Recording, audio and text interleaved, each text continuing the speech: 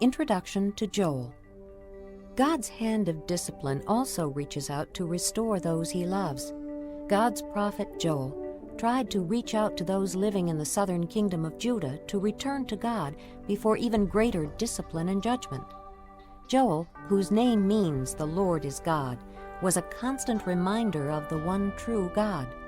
Joel wrote this prophecy around 835 BC. He used a recent plague of locusts and a time of drought to illustrate his message of God's discipline. He spoke of coming judgment with the phrase, "the day of the Lord," which had meaning for the people in his day as well as in a future time of judgment. Through Joel, God pursues his people, offering restoration and blessing, and the promise that he will send his Spirit. Joel, chapter 1. The word of the Lord that came to Joel, son of Pethuel. Hear this, you elders. Listen, all who live in the land. Has anything like this ever happened in your days or in the days of your forefathers? Tell it to your children, and let your children tell it to their children, and their children to the next generation.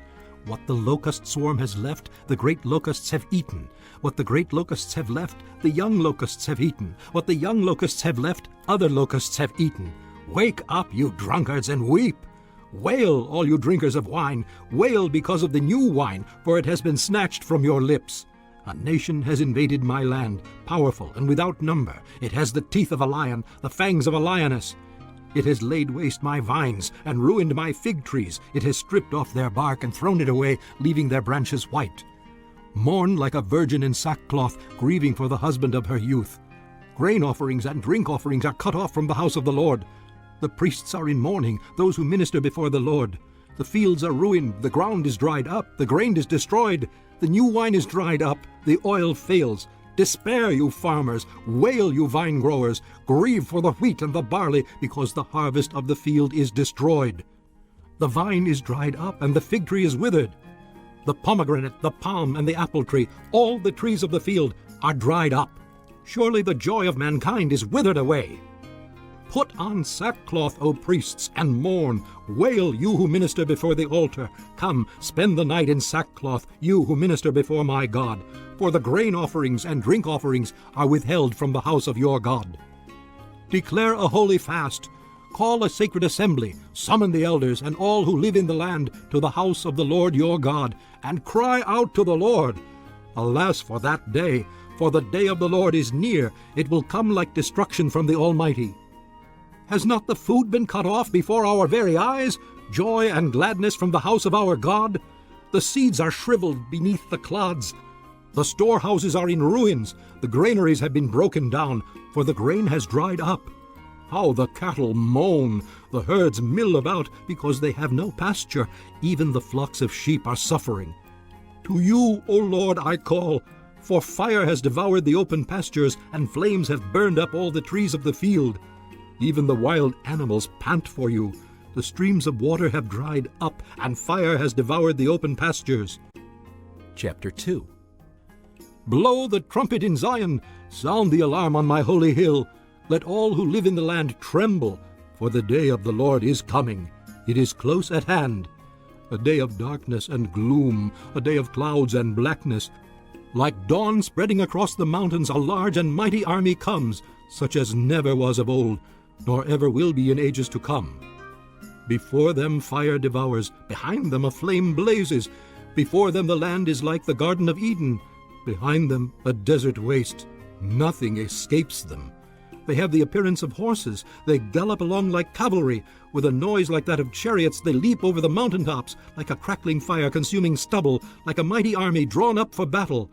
At the sight of them, nations are in anguish. Every face turns pale. They charge like warriors. They scale walls like soldiers. They all march in line, not swerving from their course. They do not jostle each other. Each marches straight ahead. They plunge through defenses without breaking ranks. They rush upon the city. They run along the wall. They climb into the houses like thieves. They enter through the windows. Before them the earth shakes. The sky trembles. The sun and moon are darkened, and the stars no longer shine. The Lord thunders at the head of his army. His forces are beyond number, and mighty are those who obey his command. The day of the Lord is great. It is dreadful. Who can endure it? Even now, declares the Lord, Return to me with all your heart, with fasting and weeping and mourning. Rend your heart and not your garments. Return to the Lord your God, for he is gracious and compassionate, slow to anger and abounding in love, and he relents from sending calamity. Who knows? He may turn and have pity and leave behind a blessing, grain offerings and drink offerings for the Lord your God. Blow the trumpet in Zion, declare a holy fast, call a sacred assembly, gather the people, consecrate the assembly, bring together the elders, gather the children, those nursing at the breast. Let the bridegroom leave his room and the bride her chamber. Let the priests who minister before the Lord weep between the temple porch and the altar. Let them say, Spare your people, O Lord. Do not make your inheritance an object of scorn, a byword among the nations. Why should they say among the peoples, Where is their God? Then the Lord will be jealous for his land and take pity on his people. The Lord will reply to them, I am sending you grain, new wine and oil, enough to satisfy you fully. Never again will I make you an object of scorn to the nations. I will drive the northern army far from you, pushing it into a parched and barren land, with its front columns going into the eastern sea, and those in the rear into the western sea, and its stench will go up, its smell will rise. Surely he has done great things. Be not afraid, O land. Be glad and rejoice. Surely the Lord has done great things. Be not afraid, O wild animals, for the open pastures are becoming green. The trees are bearing their fruit. The fig tree and the vine yield their riches. Be glad, O people of Zion. Rejoice in the Lord your God, for he has given you the autumn rains in righteousness. He sends you abundant showers, both autumn and spring rains, as before. The threshing floors will be filled with grain. The vats will overflow with new wine and oil. I will repay you for the years the locusts have eaten, the great locust and the young locust, the other locusts and the locust swarm, my great army that I sent among you. You will have plenty to eat until you are full, and you will praise the name of the Lord your God, who has worked wonders for you. Never again will my people be shamed. Then you will know that I am in Israel, that I am the Lord your God, and that there is no other. Never again will my people be shamed. And afterward I will pour out my Spirit on all people. Your sons and daughters will prophesy. Your old men will dream dreams. Your young men will see visions. Even on my servants, both men and women, I will pour out my Spirit in those days. I will show wonders in the heavens and on the earth, blood and fire and billows of smoke.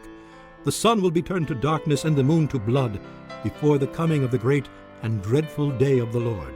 And everyone who calls on the name of the Lord will be saved. For on Mount Zion and in Jerusalem there will be deliverance, as the Lord has said, among the survivors whom the Lord calls. This concludes Disc 46. Chapter 3. In those days and at that time, when I restore the fortunes of Judah and Jerusalem, I will gather all nations and bring them down to the valley of Jehoshaphat. There I will enter into judgment against them concerning my inheritance, my people Israel. For they scattered my people among the nations and divided up my land. They cast lots for my people and traded boys for prostitutes. They sold girls for wine, that they might drink. Now what have you against me, O Tyre and Sidon, and all you regions of Philistia? Are you repaying me for something I have done? If you are paying me back, I will swiftly and speedily return on your own heads what you have done. For you took my silver and my gold, and carried off my finest treasures to your temples. You sold the people of Judah and Jerusalem to the Greeks, that you might send them far from their homeland. See, I am going to rouse them out of the places to which you sold them, and I will return on your own heads what you have done. I will sell your sons and daughters to the people of Judah, and they will sell them to the Sabaeans, a nation far away. The Lord has spoken. Proclaim this among the nations. Prepare for war. Rouse the warriors. Let all the fighting men draw near and attack. Beat your plowshares into swords, and your pruning hooks into spears. Let the weakling say, I am strong. Come quickly, all you nations from every side, and assemble there. Bring down your warriors, O Lord. Let the nations be roused. Let them advance into the valley of Jehoshaphat. For there I will sit to judge all the nations on every side. Swing the sickle, for the harvest is ripe. Come, trample the grapes, for the winepress is full, and the vats overflow. So great is their wickedness. Multitudes, multitudes in the valley of decision. For the day of the Lord is near in the valley of decision. The sun and moon will be darkened, and the stars no longer shine. The Lord will roar from Zion, and thunder from Jerusalem. The earth and the sky will tremble, but the Lord will be a refuge for his people, a stronghold for the people of Israel. Then you will know that I, the Lord your God, dwell in Zion, my holy hill. Jerusalem will be holy. Never again will foreigners invade her. In that day the mountains will drip new wine, and the hills will flow with milk. All the ravines of Judah will run with water. A fountain will flow out of the Lord's house, and will water the valley of acacias. But Egypt will be desolate, Edom a desert waste, because of violence done to the people of Judah, in whose land they shed innocent blood. Judah will be inhabited forever, and Jerusalem through all generations. Their blood guilt, which I have not pardoned, I will pardon. The Lord dwells in Zion.